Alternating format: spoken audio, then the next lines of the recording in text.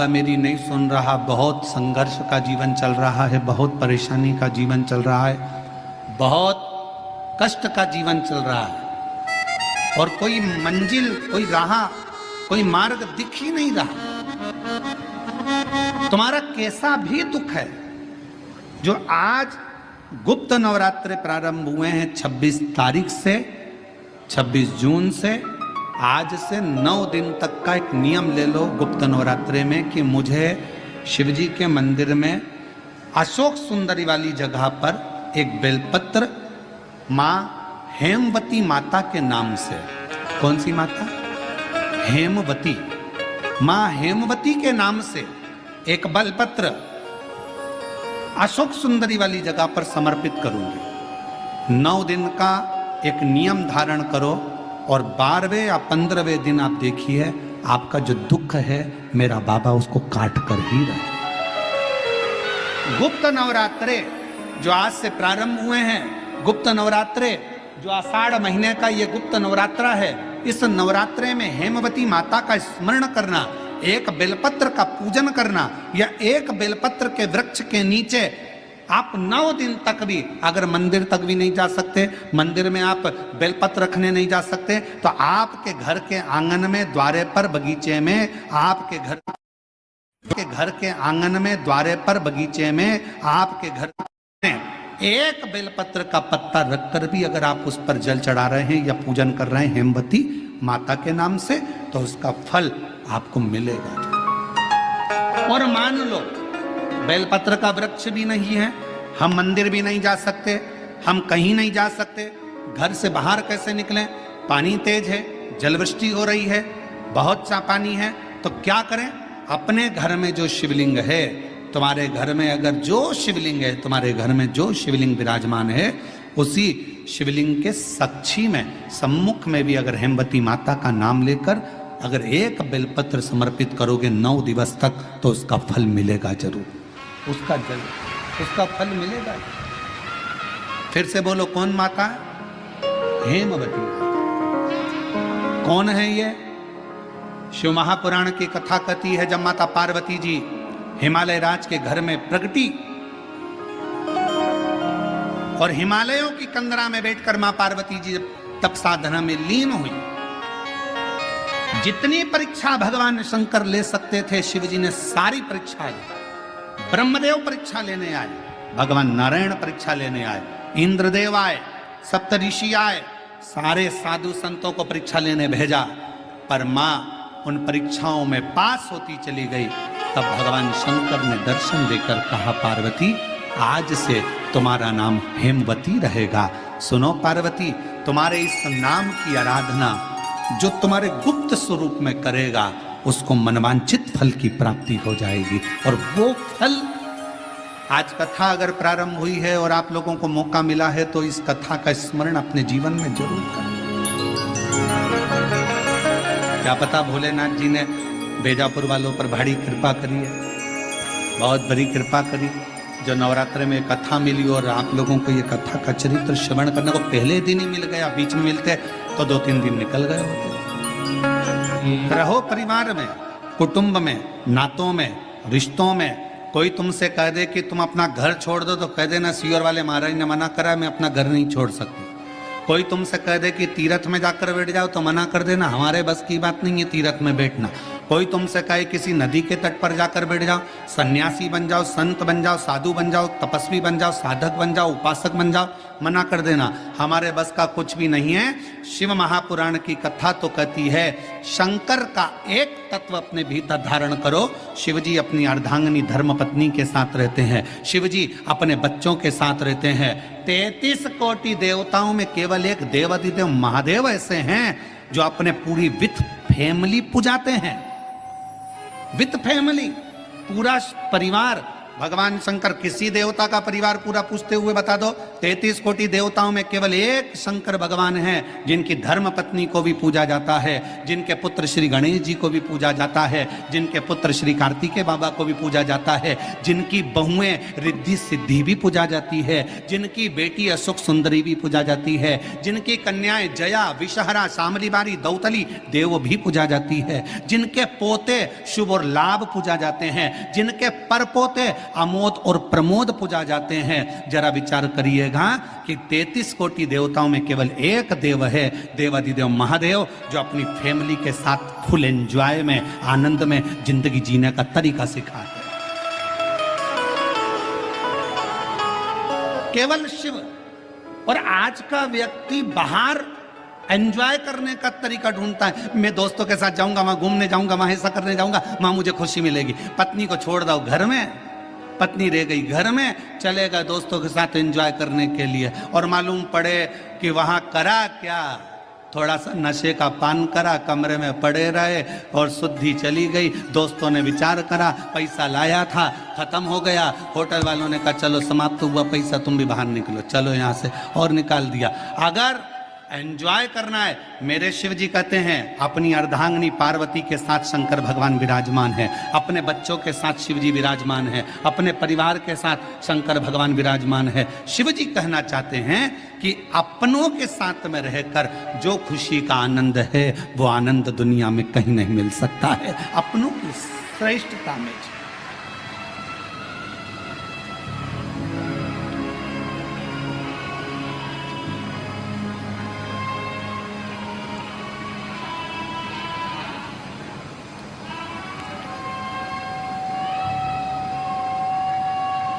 कल हमको बड़ा अच्छा लगा। हम संचेती परिवार में जब आए तो हमने पूछा ये सब लोग जो खड़े हैं कौन है, तो कहा, विशाल जी बोल रहे थे ये काका जी हैं, ये काकी जी हैं हमारे। अच्छा, ये हमारे ये हैं, ये हमारे वो हैं। अच्छा, हमें समझ में इतनी प्रसन्नता हो रही थी कि बताओ, पूरा परिवार एक जगह पर, और उसमें भी भगवान की अविरल भक्ति और शिव महापुराण की कथा और बेजापुर का क्षेत्र, ये जीवन का एक आनंद प्रदान करने वाला, एक सुख देने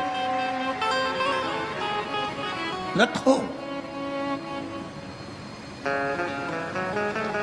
और शंकर जी के परिवार में एक चीज और है, थोड़ा सावधानी रखिएगा, सबको निभा के चलना है।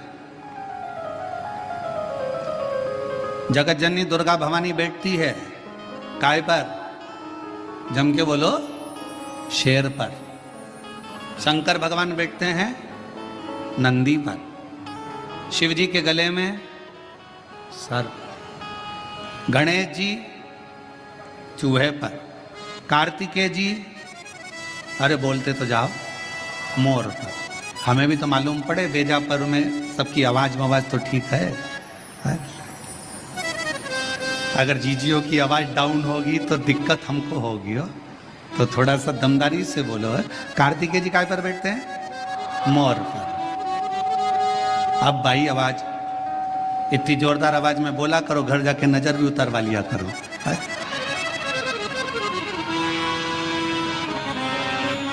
सब बैठे हैं। शिव जी नंदी पर है, मां जगत जननी दुर्गा भवानी शेर पर है। शेर नंदी को नहीं छोड़े अगर समय मिल जाए तो, सर्प चूहे को नहीं छोड़े, मोर सर्प को नहीं छोड़े, सब दुश्मन। पर घर में एक बुजुर्ग, घर में एक बड़ा ऐसा होता है, उस बुजुर्ग के, उस बड़े के होने का सबसे बड़ा फल यह होता है कि शेर नंदी को नहीं, सर्प चूहे को नहीं, मोर सर्प को नहीं खा सकता, क्योंकि वहां बुजुर्ग का कंट्रोल, घर के बड़े का एक संयम इतना प्रबल होता है कि एक दूसरे को कोई नुकसान नहीं पहुंचा सकता, कोई नुकसान नहीं। हम नुकसान कब भोगते हैं?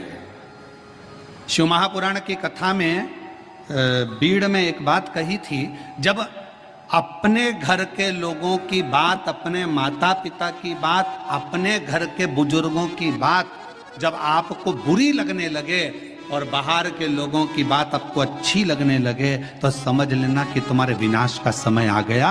ये निश्चित है।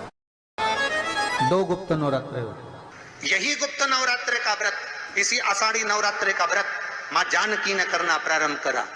और करो आराधना, कुछ नहीं तो एक फूल तो शंकर को चढ़ाना चालू करो, कम से कम एक पुष्प तो चढ़ाओ। जिसको लगता है कि मेरे परिवार में कोई दूसरा व्यक्ति हस्तक्षेप कर रहा है, या मेरा पति किसी पर नारी के साथ में रह रहा है, या नारी किसी पर पुरुष के साथ में रह रही है, तो माखन थोड़ा सा प्रतिदिन मां जगत जननी के मंदिर में अवश्य समर्पित करें। 9 दिन तक समर्पित करोगे, कैसा भी दोष होगा, कैसे भी ग्रह होंगे, वो सब हट जाएंगे और जीव आपका हो। ये वो नवरात्र है जिसमें प्रेम आनंद बढ़ता है, स्नेह बढ़ता है। ये वो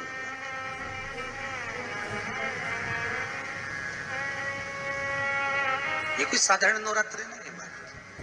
भाई भाई में अगर द्वेष हो रहा है, विवाद चल रहा है, अदालत में बात चल रही है, कोई समझौता नहीं हो रहा, एक दूसरे से बातचीत बंद है, करो नवरात्र।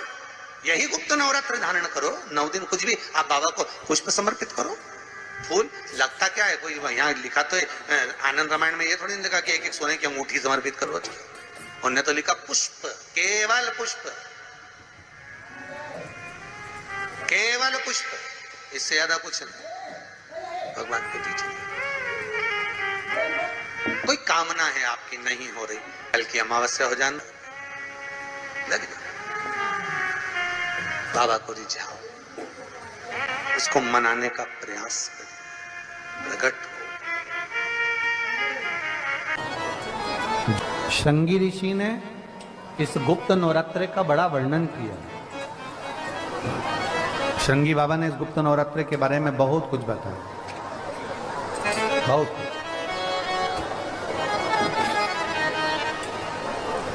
श्रृंगी बाबा गुप्त नवरात्रे के लिए कहते हैं कि अगर इस गुप्त नवरात्रे के अंतर्गत 9 लाल फूल,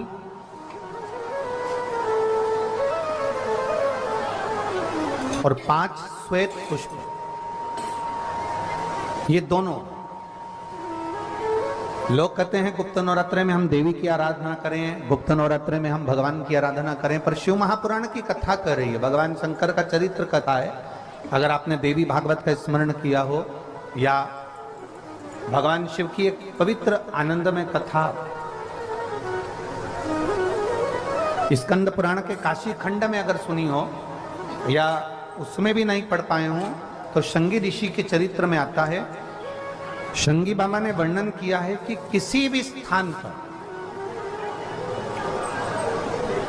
किसी भी स्थान पर यदि हमारे घर में 2 शिवलिंग है, नहीं है, तो किसी अपने घर के गमले में, बगीचे में 2 पार्थिव लिंग का निर्माण करें। 2 पार्थिव लिंग, उसमें एक शिव जी का स्मरण करें और एक में माता पार्वती जी का स्मरण। देवादिदेव महादेव के 2 स्वरूप, 2 लिंग प्रकट कर कर, एक पर 9 पुष्प लाल और एक पर श्वेत पुष्प 5 समर्पित करें, बाबा की आराधना करें, घी का दीप लगाएं, पूजन करें, और बाद में उन शिवलिंग को, उन पुष्पों को विसर्जन करें। किसी भी नदी में, तालाब में, बावड़ी में, अगर वहां नहीं विसर्जन कर सकते हैं तो किसी वृक्ष के नीचे उनका विसर्जन कर दो। पर ये नवरात्रे, ये जो गुप्त नवरात्रे हैं, इस माघ महीने में जो गुप्त नवरात्रे आती है, इसी के अंतर्गत इसका पूजन है। एक बार हमने पहले वर्णन किया था, जिसके यहाँ संतान नहीं होती उसके लिए भी पहले इस माघ महीने में जो गुप्त नवरात्रे आते हैं उसका स्मरण कराया था। कैलाशी अविनाशी है शिव तत्व का है। आप जिस भाव से, जिस भाव से आप भगवान को रिझाते हो, भगवान उस भाव से अपने भक्तों के करीब पहुंचता है। भक्तों के, यमुना जी ने पार्थिव शिवलिंग का निर्माण किया। केवल चाहे गुप्त नवरात्रे हो, चाहे सर्व नवरात्रे हो, केवल देवी की आराधना कर रहे हैं और सोचें कि हम माता जी की आराधना कर रहे हैं और माता जी हम पर प्रसन्न हो। शिव महापुराण की कथा कहती है कोई सी भी नवरात्रे में अगर आप शंकर भगवान की आराधना के साथ देवी की आराधना करेंगे तो शिव महापुराण की कथा कहती है महादेव शिव और शक्ति दोनों ही कृपा जरूर करते हैं। ये निश्चित है, निश्चित है।